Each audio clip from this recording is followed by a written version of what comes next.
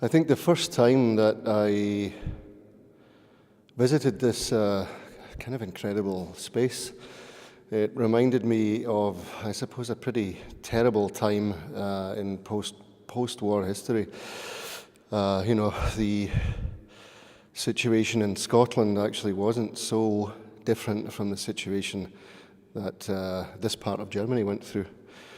The end of an industry that had only just been rebuilt, after the war. So I was very conscious of this idea of almost like the exile of the working man and the silence of the landscape once the industry had disappeared.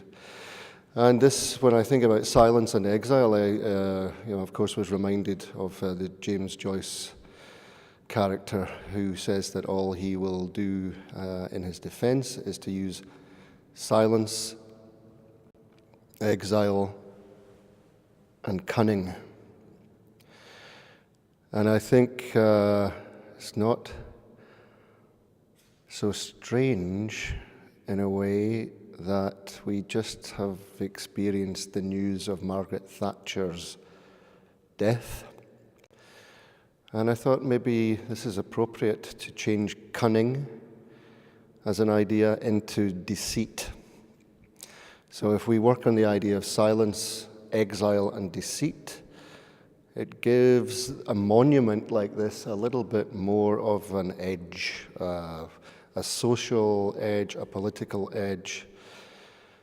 But it can also still exercise a certain amount of romance and theatre.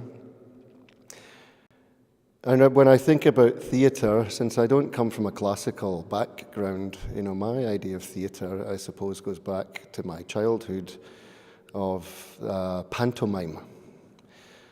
So the full title is Silence, Exile, Deceit, an Industrial Pantomime.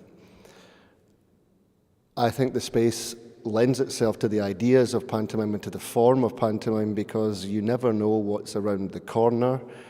You're very focused on what's in front of you and you don't know what's behind you.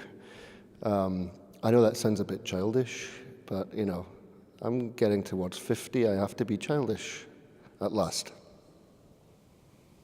Can you already tell us what you're going to do here in this space? Yes.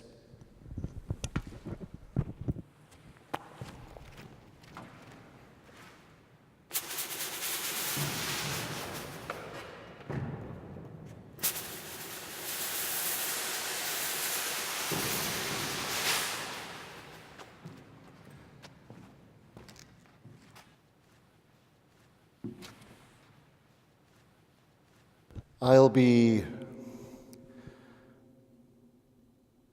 kind of a cipher of an idea of a director. And I will have performers